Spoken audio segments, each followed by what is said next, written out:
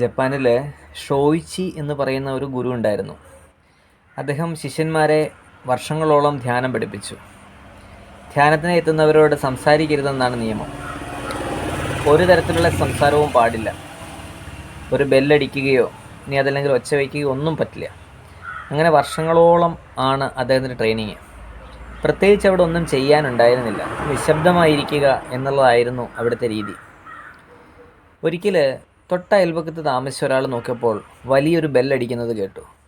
പിന്നീട് കുറേയേറെ മന്ത്രങ്ങൾ ഉച്ചരിക്കുന്നതും കേട്ടു.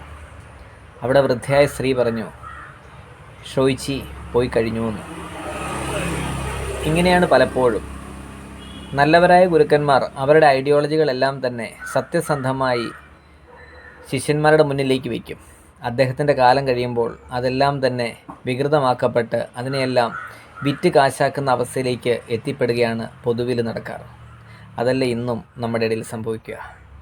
ഓരോ ഷോയിച്ചിമാരും പോകുമ്പോൾ ക്ഷേത്രങ്ങളും പള്ളികളും മസ്ജിദുകളും ഒക്കെ ഉയരുക നമുക്കും കാണാൻ കഴിഞ്ഞിട്ടില്ലേ? ഇന്നതുപോലെ. Have a nice day.